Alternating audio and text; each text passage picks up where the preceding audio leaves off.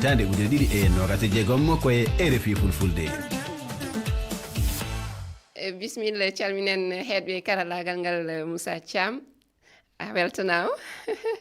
calmini kadi walan Sonko calminen kadi yaadiɓe men yewtere nde Dieynaba Oumar Sow a salminama a wiyama bisimilla ma. Aissata salminama e manden ka ko fari kolo matte a salmitaɓe Thiam ittanan fari kolo ñaaji o mbaɗanami coftal ɓalli men mi anda fof hol pawɗo ɗum ɗo gila nden mi rokki yoɓe gartiranam coftal ɓalli men.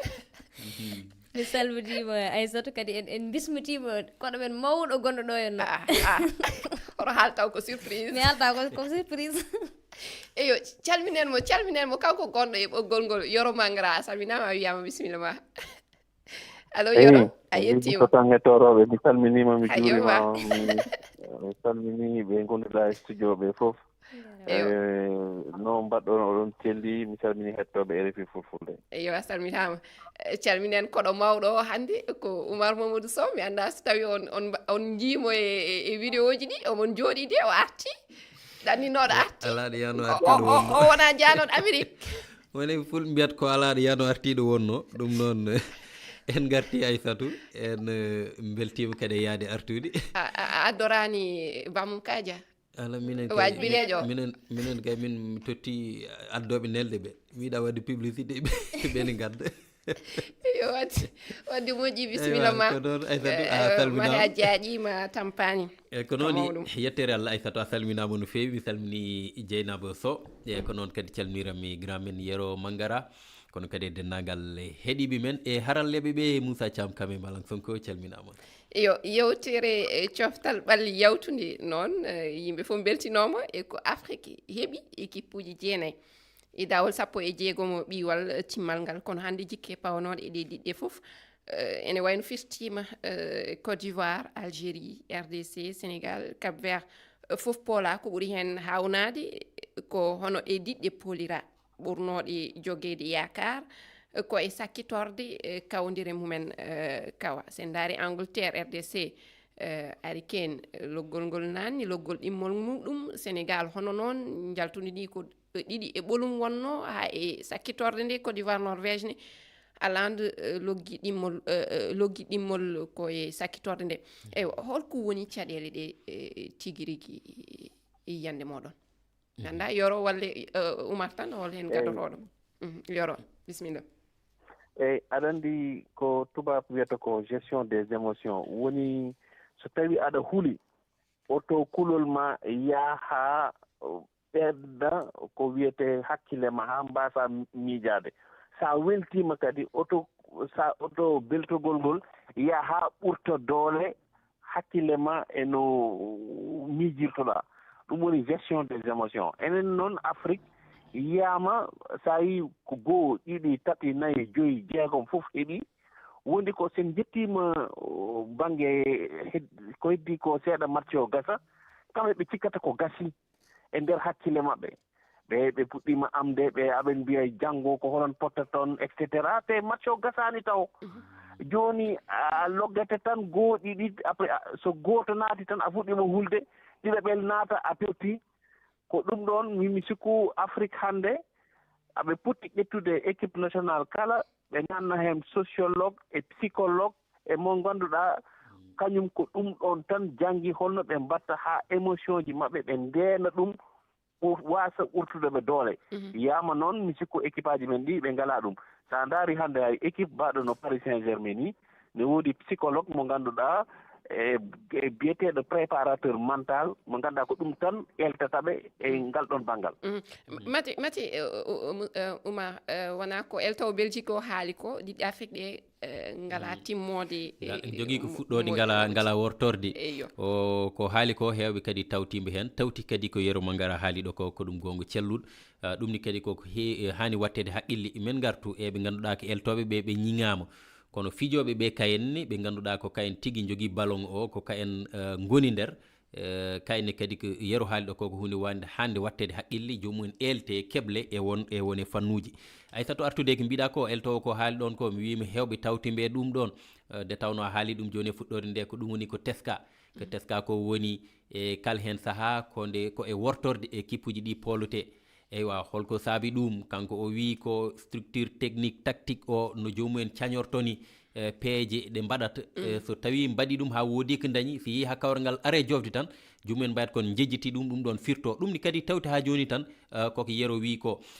goɗɗum kadi nene hen eɗen gandi haalama haaltama woni eltoɓe ɓe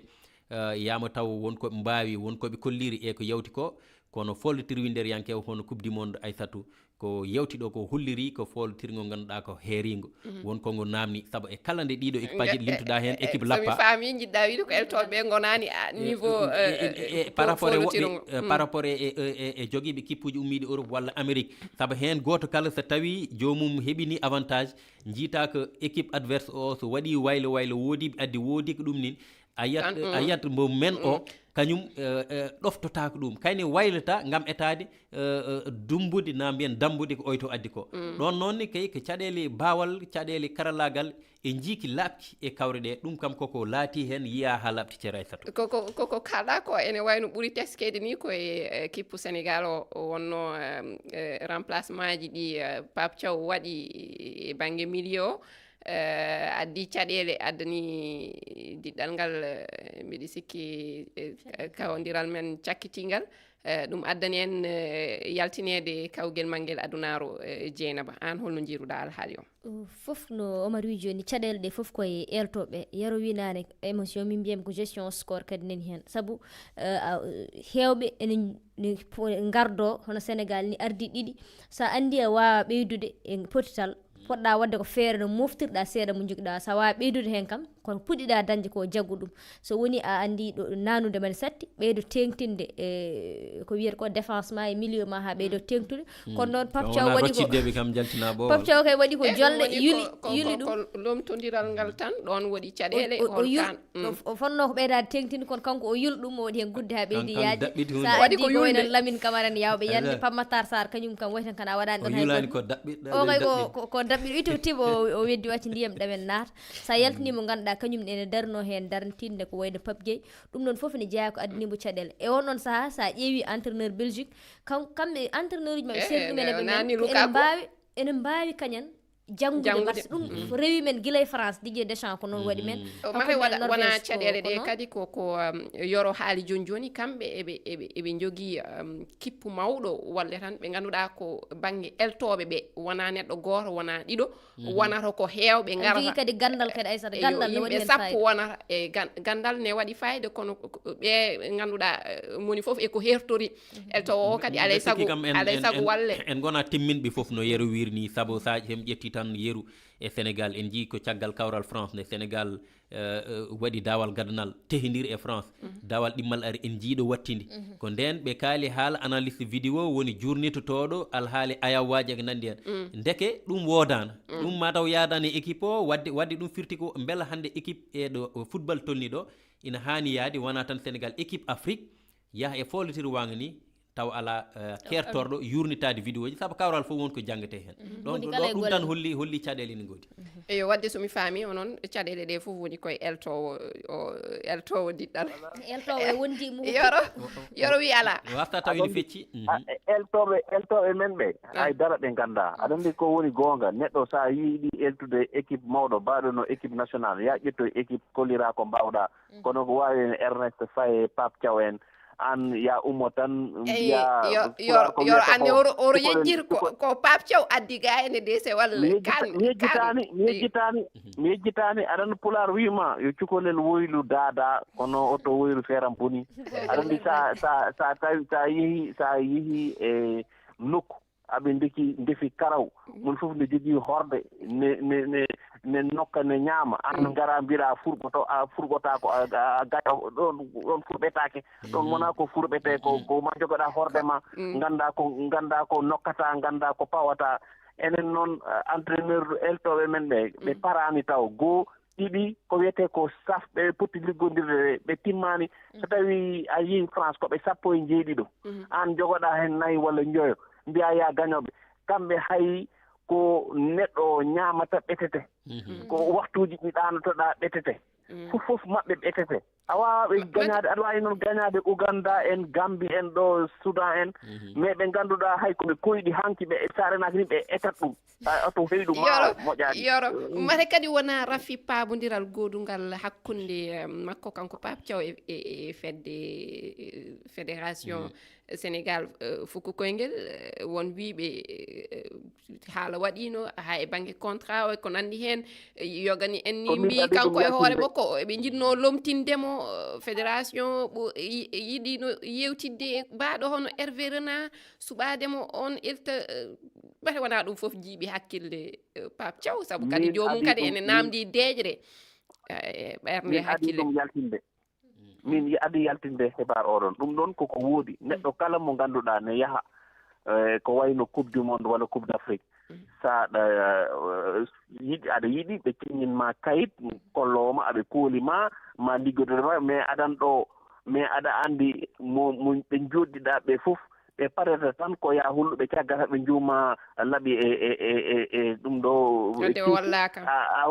o tinnaki koɗo wallaka o wallaka o wallaka fédération ɓe ballanimo mi haali ɗum ɗo ɓe tikki mais ko ɗum woni goonga aɓe joganimo lebbi 6 ɓe joɓanimo avant omo yaha o wino ni ko yahata ɗum woni goonga ɓe ko kamɓe kadi fédération o woni ɓe ballanimo ko kamɓe goni ɓe ballanimo Oumar Mamadou Sow ene wayno kadi goɗɗum yalti e kabaruji ɗi woni kanko Pape Thiaw mataw omo jogui caɗele d'autorité saabu yimɓe fof ene kalanno haala les cadres de l'équipe ha ene o tafata liste woni doggol tawateɓe kawguel manguel adunaru ɓe mbi ko ma o yewtidi e wone hen mataw ɗon caɗele ɗe puɗɗi e diɗɗal ngal caɗele saabu gardiɗo so tawi wawa jogade doole e ko ardi ko timmal walla pelliti jomum ɓamata wawa moƴƴude e saabu a haali ɗum guilende doggol tafate en nani haalama gonɗinama ni batte wiyama bato waɗi bato gonɗi eywa alhaali on mo ganduɗa ko Malang Sarr mo ganduɗa hoore makko kannoɗo arde yimɓe fof jii wonde oɗo ko kannoɗo arde saabu en jii mawɓe wonnoɓe toon hoolaɓe ɓe caɗele ɗi jogino ha tengti e to batte défense to yero haali ɗum yero idi ɗum ɗo haalde woɓɓe in kalanno less e gueɗe baɗe noon cokki kewɗi ne kalteno e nder hen wadde caɗele baɗe noon so tawti wiyede jomum contrat mum waɗaka renouvelé ne jogna lebbiɗi yoɓaka e goɗɗum ɗum ɗon wawat tan ko yartinde caggal kala équipe gonduɗe e ɗeɗo caɗele tawti noon caɗele jomum mbiyata sakke no yiruma fof noon tafi noon ɗatirantuma caɗele ñamde ene e gueɗe goɗɗe ha heewi haalama nder hen neɗɗo kañum jogɗo fulla e fayida muɗum sa ardinama ko an foti wonde ka gardiɗo kono an e hoorema sa wayren poɗɗa wadde sa yi ko yaro haala yaltinno ɗo ka hakkude jouraji ay o wiyama ko an foti yaade wimi ene dukane lawol ɗum foof ko an woni mo ala caractére hoore ma sa joguima fulla ma e fayida ma hay goto aɗa jeeya e wiɓe kanko Pape Thiaw ko ponnoɗo rotade golle walla ko poɗɗo riwede an kande so min mbimi noon so riwama hande hol ɗaminiɗa fawe yeeso diɗɗal ngal mate ɗum ko feere ni ittude Pape Thiaw e jonde muɗum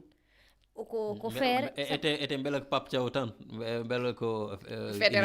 fédération ne heewi yaaji hunde ne luggiɗi fotɓe ittede ɓe ne keewi kono hande oɗo saaha ni en Pape Thiaw kañum Hervé Renard so waji ɓe wona mbiyata comme mbiyata consommé local consommé jiiɗi ko courti local wadde yoɓe jaaɓe gaddo e Lamine Ndiaye kañum de ham e ay ɓe gaddo ala Habib Beye hollir ko yoro hayso ko Lamine Ndiaye ala ko Marseille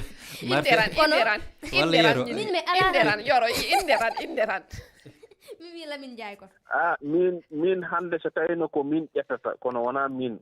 tawi ko min suɓotono eltowo yaltata Oumar Daf e Habib Beye so tawi ko min suɓoto so tawi kadi kamɓe aɓe jiiɗi arde mais min ko adi ɗum ɗon ko gaɗotomi wadde ko fédération oɗo kamɓe fof ndiwatmi somi fusani kay mi riwat aɗa kam ko wiyete fédération ko fedde wiyete fedde kay e fedde ko gotum fedde bonde pusete tan eyo goɗɗum kadi woni caggal nde Sénégal yalti kawguel manguel adunaru ndu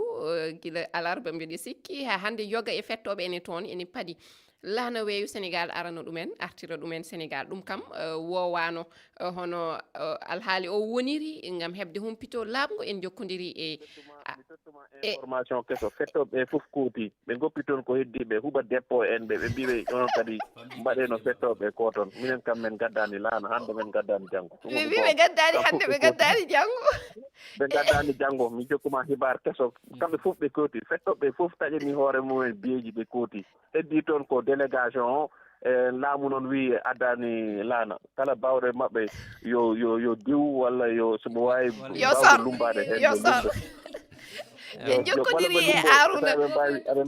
yoro en jewtidi e Arouna sabu omon to New York e oɗo saaha wonko humpiti en kankone keɗoɗen garten hirudani Aissatou no woodi Sénégal équipe o gila ɓe gayni fettude aɗa andi balɗe ɗiɗi joguiɗa faade tati pour jalta hôtel FIFA tottenoma o koota leydi ma kamɓe noon gila nden ɓe gonno yiilade ɓe daña avion spécial gartirɗoɓe directement wara escale New York kontina fata Daharu aɗa andi ko 14 heures de vol foti wonde yiya ho noon woni leeli gila avion o wiya hana ara tawi ho woni hen ham nayo mabɓe ko jeehino jetti biyeji men ko oti woni mbaɗona Pape Gueye Ismaël Jacobsen Mori Diaw e Edouard Mendy ñande alkamisa nde kihiide kirdi paati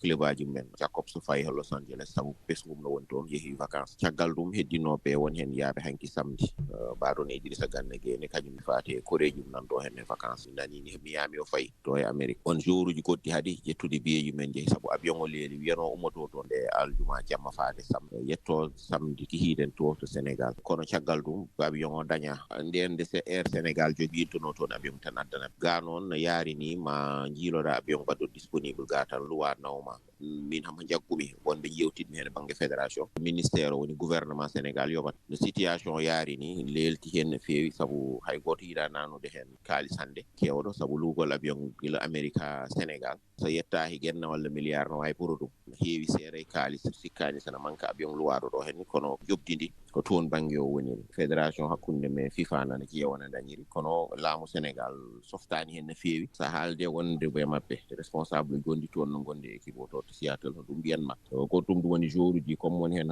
fotɓe yaade vacances patgol ngol no lelti seeɗa woni hen sodɓe biyeji men jeehilaɓe men ɓuuri hewde noon heddiɓe ɓe kañumen jiiɗi ko fatuɓe Sénégal won hen famille aji men rewɓe men walla ɓiɓɓe men gonde men ɗo hen won hen mo ganduɗa haadi babiraɓe walla yummiraɓe men ho garno kañumen poti yadude mabɓe avion hen paati ha Sénégal toon bagage mo équipe o jogui o no heewi camion ngaji ɗiɗi mawɗi ha keewi bagage eji ɗum no heewi no feewi wawa wadde so wona vol spécial walla mbaɗa fret mawɗo ɗum wannoɓe mbi ko ɓuuri foftinde o tan dañde avion wiya wonde ñande aljumaare ɓe jehino ha aéroport ɓe duttinayo ɓe kooti o hay ɗum woodani ɓe jaltani hôtel o joruji dillani hôtel e gila to goni ɗo gari toon ha joni suuɗum jogui nan toon to ɓe ñaama ɓe jara hen ɓe goni hôtel eyo en keɗima Arouna o yettama weltanama kankone min calminoma ene wayno noon ko keddoroɗen heewani sabu ene waɗi yiyande heeɗiɓe ɓe ne alay saago keɗoɗen kamɓene koɓe gaddi e yewtere nde kono haade ɗum taw mataw mi hokkat goto e moon tan arta no yawiri tan Aissatou min kam jiɗno Harouna haali ko jiɗnomen ɓeydude tan ko Harouna haali ɗum aɗa andi gouvernement kadi wona gouvernement fof wawi wadde wonko jogade ɓerde nden ɗon équipe o performance on wayni e bettere yimɓeɓe dañi ƴetta kadi ko abboto milliard ngakkuɗo seeɗa kadi luude avion beele goto fof wawi yoɓnede billet mum tan ɓe garta taw wona volet spécial ma taw mbeɗa wona ɗum e Harouna wi kadi camion ngaji ɗiɗi kadi ha keewi bagage min ko Harouna wi kam kamɓe no bagage fof kam koreji mabɓe ne goni toon ha ɓe hen ko jinnaɓe mumen ɓe hen ko rewɓe mumen sukaɓe mumen jomumen ɓe jeeyi woni hen ɓe ganduɗa kam kañumen joɓani koye mumen ɓe jahani salminoyde ɓe jahani addode bagage ɓe jahano coupe d'Afrique kono jewde bagage nde goto fof so heewi bagage yo waɗ ɗum GP walla ƴewno waɗi kono ala wona fettoɓe ɓe jogui bagage fédération min de fédération ɗum tawi tan pussene yaaha alay sago bagage kay wasata em jogui riɓɓoyde toon eyo sen jiwi haala Sénégal en gartata kawdire jeetatabal timmal haade ɗum no keɗoɗen yiyande heeɗiɓe ɓe kawdire baɗɗe e garoje garten bravo Maroc bravo Maroc bravo Maroc ala bravo way ɓeeɗo min bravo hay Maroc way ɓeeɗo Ibrahima a saminama Hawa a saminama bravo way ɓeeɗo Maroc Maroc Maroc Maroc Maroc Maroc Maroc Maroc Cap-Vert bravo hande kam kala équipe africain kawruɗe Cap-Vert éliminatoire coupe d'Afrique walla ko way noon kala kawruɗo Cap Vert yo daɗo. Cap Vert darima waddude kemo Argentine 2-2 ko Souleymane Sakete kamɓene 125 minutes ko ɗon ɓe perdi. Walla Cap Vert hanki ɓe mbaɗi très bon match. En mbiɓe bravo et félicitations. Hayso ɓe perdi. Hussein Tall analyse ma ne moƴƴi kono Angleterre Mexique a sikko Angleterre haɓɓata bagage mum hoora nde to Mexique tolni ɗo hannde fiide Mexique e nder Mexique hannde weɓande meilleur gardien meilleur défense meilleur attaque ɓe keeɓi widdude hay goto marque hariɓe 0 encaissé sur les 4 matchs kadi ko public maɓɓe ɗum musadde e Oumar Guissé match o ɓuuro welde ko hakkunde Espagne e Portugal ko ɗo match o woni ko hakkunde Mexique e Angleterre. Mexique wawata lappude Angleterre wawa hay so tawi ko public maɓɓe. Angleterre équipe mumen mbo tiiɗide min jaɓata Anglais fonno kay Mexique lappa ɓe never. Portugal Espagne kam ko derby musɗo kam Mexique parcours maɓɓe no moƴƴi de oɗo koɓen tiiɗo yalta continent Amérique o coupe ko Europe o arata jiɗa tan Espagne addani mbo France addama. Yo hawa Thiallo yettama kanko e Ousseyni Tall Oumar Bassoum Oumar Guissé Guissé Pène ɓe beltanama eyo en gartat ɓe kaali haala Maroc yawti naybal timmal hakkude muɗum e France way kono ngol Maroc heeɓi lawol yoftade ko France joƴƴinno ɗum e kawgel mangel adunaru hitande 2022 Yoro. eyyi aɓe jogii ko wiyete ko ɗum ɓe wiyani revanche kono noon o équipe France ne tiiɗi tiiɗgol mi wiyani Maroc watta ɗum de kono maɓe daɗo no feewi soɓe jiiɗi fiide o équipe France min noon ko welimi e Maroc woni kamɓe ɓe gaddani ko Français wiyata ko complexe ala fof moɓe kuuli ala fof moɓe nangi ko an woni dow maɓɓe kala moɓe jii maɓe pottitema mo ganduɗa Brésil fiyani ɗum ar hollu Brésil mi hulanima hande ɓe kulata kadi France ɓaade aɓe jogii eltoɓe moƴƴuɓe aɓe jogii fettoɓe moƴƴuɓe ko match mo ganduɗa min ɓen heppi ɗum yiide. Aɗa heppi ɗum yiide match goɗɗo woni hakkude Égypte Argentine a haali ɗum Dieynaba en mbawa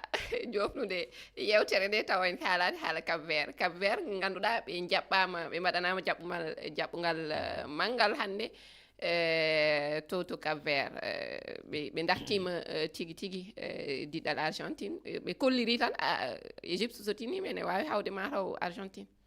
ko fodde so mbaɗnama jaɓɓugal tiɗgal saabu koɓe waɗɓe ko mawni kala baɗɗo ko mawni fof noon hollire waɗi ko mawni sa ƴeewi Cap Vert wona Argentine tan guila e Espagne hani to ɓe ndewi ɗo kamɓe guɓɓal mabɓe wonano beɓgal ko Uruguay kadi ɓe loggaka toon foof kamɓe ni ala to ɓe piya tawi koye 90 minutes hay hakkude mabɓe Argentine ko mata